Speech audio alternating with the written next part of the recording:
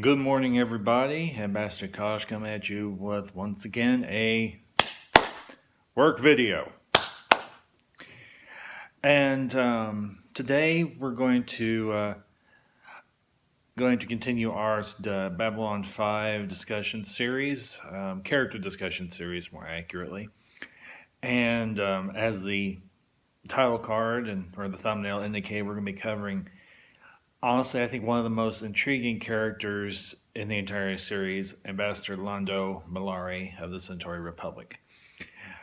Um, Honestly, I've been looking forward to this character discussion because up to now, a lot of the characters that I've discussed with y'all, they've had interesting story arcs and they've had very complex character development. But I think honestly, Londo, his arc throughout the 5 seasons of Babylon 5, you could equate it to an old Greek mythological tragedy. Because Londo starts off with this very sympathetic, very empathetic character, but as the series progresses, he always becomes a self-fulfilling prophecy, and sadly, a very tragic. Honestly, I think of all the characters in the show, Londo has that very heavy, tragic weight to his character arc, to his story arc. Because Londo,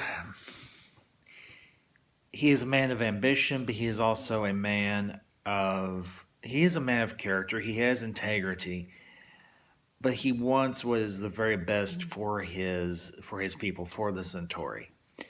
And you get this image of what the Centauri people were once like. They were very proud people. They were very, I don't want to say honorable people, because they did some kind of shady dealings, obviously, with what they did to the Narn race and to a lot of the other League of an Online World races. But I think with Londo, you get this image of there was a sense of nobility to the Centauri people. And unfortunately, there's an old saying, and he actually uses this saying, everything, pride cometh before a fall. And I think, unfortunately, for Londo, this is very much the case. And I'll go into more of his story arc and everything in his development as we go through this discussion of Londo. But to kind of jump in here, the first, I know I say this a lot, our first chronological encounter with Londo is in the beginning. He's working as an attaché between EarthGov and the Centauri Republic, because the Centauri are one of the first races that humanity encounters as they finally get out into deep space. And they give us access to jump gate technology, how to build ships that have jump drive capability, and shows humanity how to use jump gates for means of commerce and intergalactic travel and exploration and so on. And he plays a somewhat of a, not a prominent role, but honestly, because of some actions and inactions that he takes in the Earth-Minbari War, the conflict escalates out of control, obviously. But what we have with Londo is a character who's trying to do what's best for his people, but at the same time trying to do what is best for him, because he's looking out for himself. He's looking out for his own house. He's looking out for House Mollari and those that are affiliated with his house. You could almost compare the Centauri government, I guess, in a way with the Roman Empire, where you have you have an emperor, you have a senate, you have all these gray houses that these senators represent, and so on. It also kind of harkens back to the governmental system that Frank Herbert created in the Dune universe. But with Londo, he is a man of ambition, but he is also a man of deep character. He has some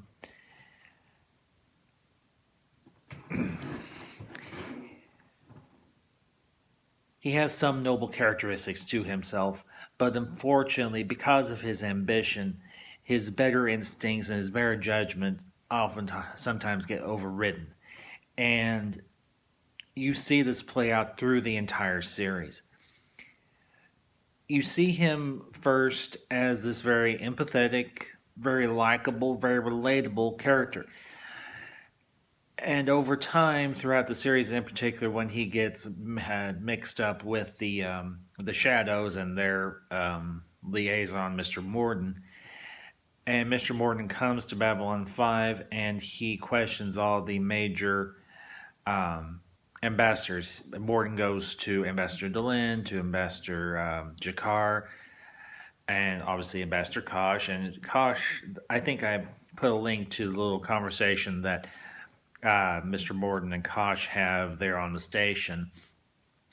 But eventually he gets around to Ambassador Mollari and asks him, "What do you want?"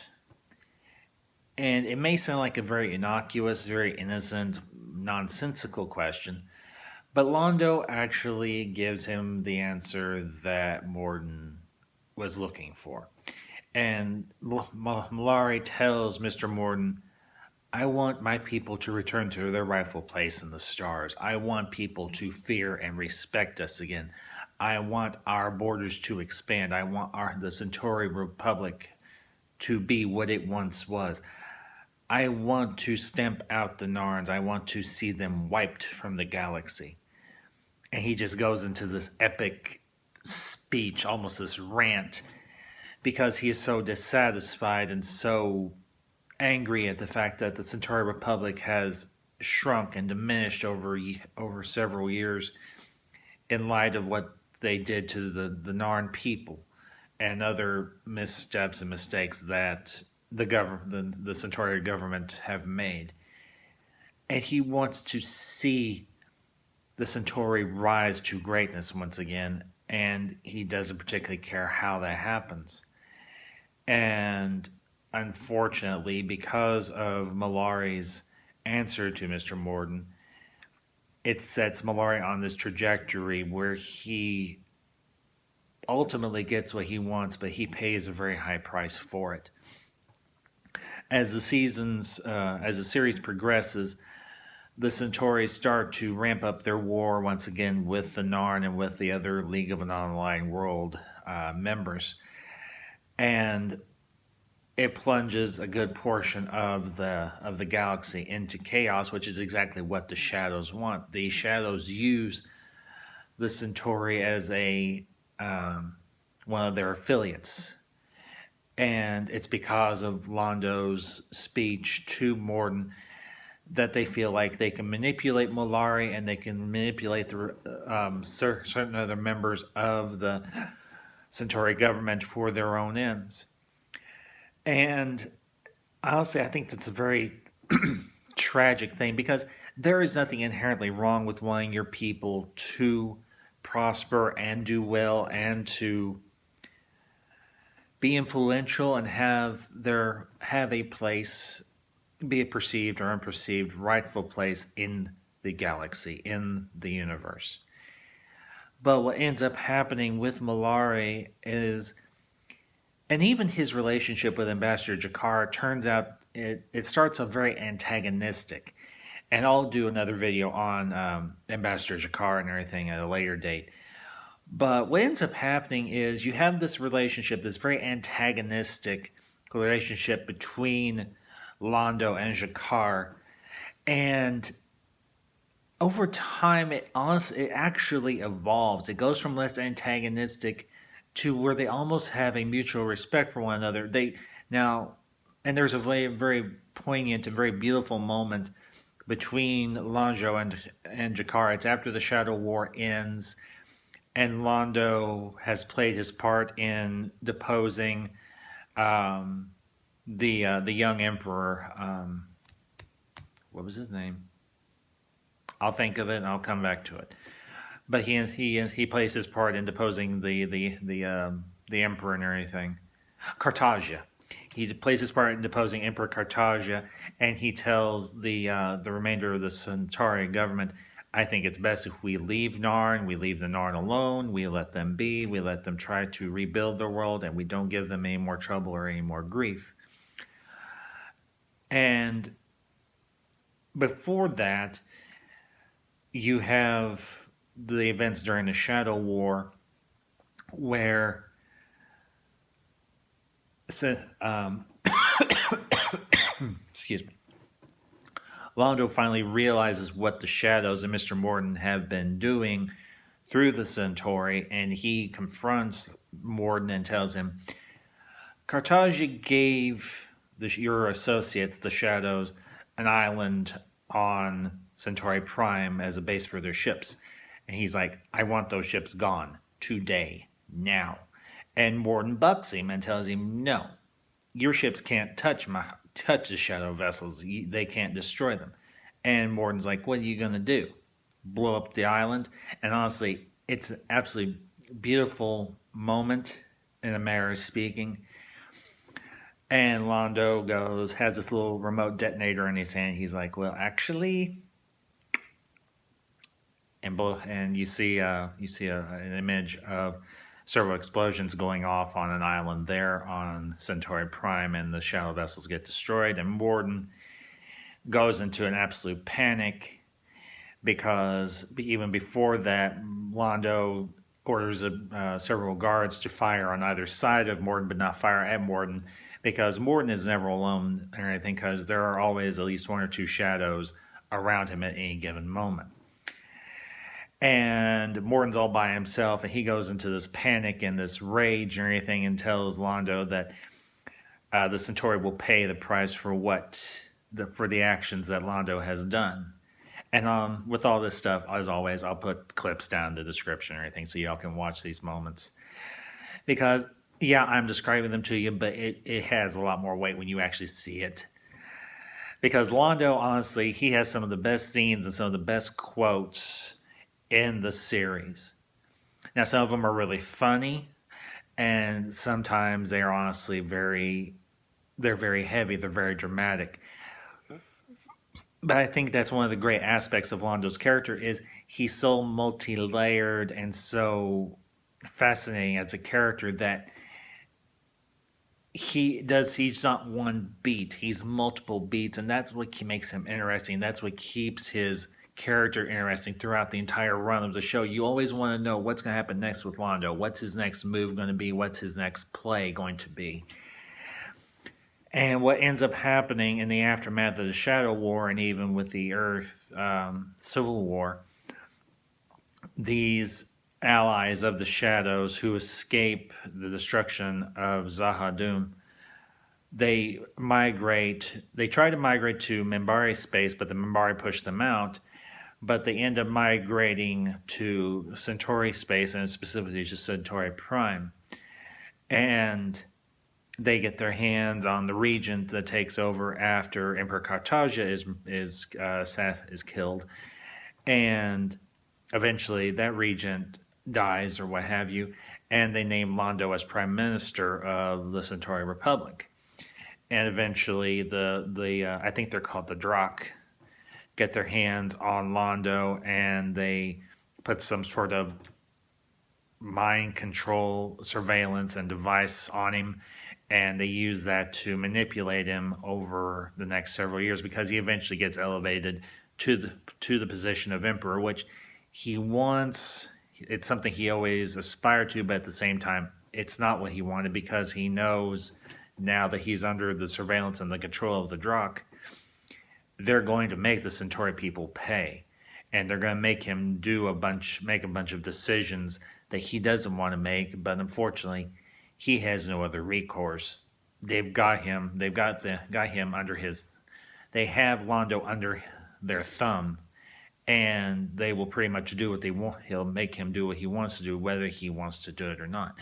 Now, one interesting thing you do find out about the Drakh devices is that if a person has one of these implanted on them, if the person imbibes enough alcohol and everything, it can cause them to go dormant and go to sleep because they simply can't handle the alcohol and everything. It actually negates their mind control ability.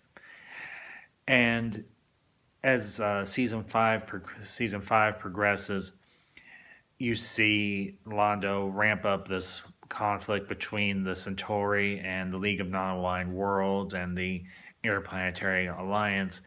But he's not wanting to do this willingly. He's doing this very unwillingly because the Drakh have him under their control.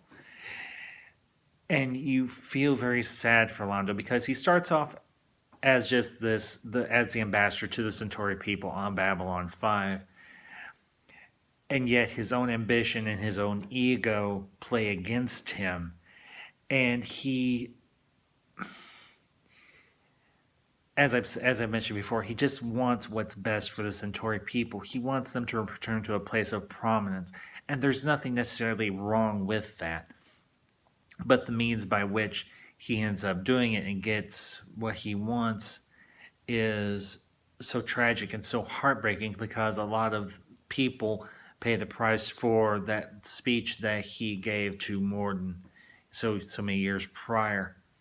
And you see him later on in the series as this very old, weazened, decrepit old man who's basically trying to drink himself into an early grave because he doesn't want to be under the control of the Drakh anymore because he has seen the consequences of his decisions when he wasn't quite as clear-headed. Now, I'm not saying by any means that the decisions that Londo makes were necessarily bad because he was trying to prevent the Vorlons from destroying Centauri Prime because of the Shadow's presence on that world.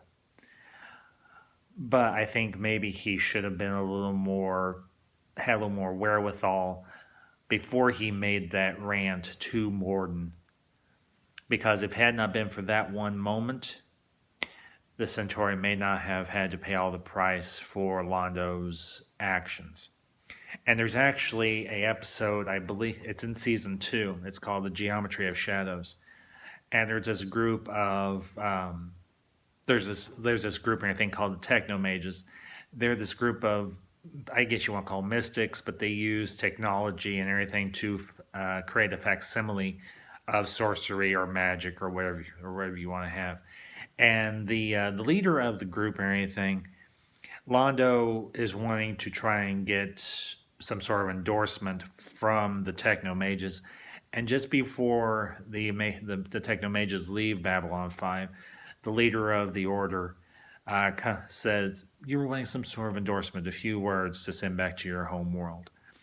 And the Techno Mage tells him, I see a great hand reaching out of the stars, and it's your hand.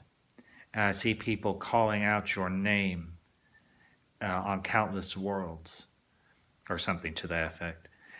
And Londo says, my followers? And the Techno Mage looks at him and says, no, your victims.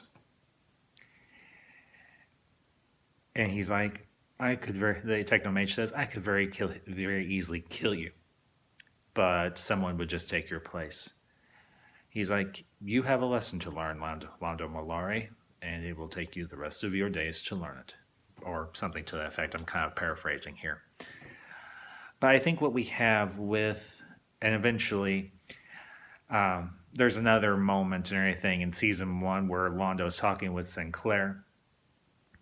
And the Centauri people have a belief that they know the exact day and circumstances of how they die.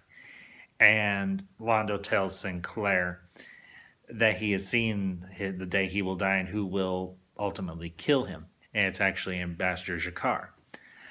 And what you see in season 5 down the road and everything is that moment where Jakar comes in to the throne room and everything where Londo is, and they're both old, broken down, weary men.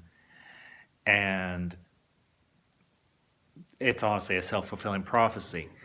Jakar literally strangles the life out of Londo, And I think I can't remember if Londo does the same thing to Jakar or not. I'll have to go back and rewatch that scene and everything.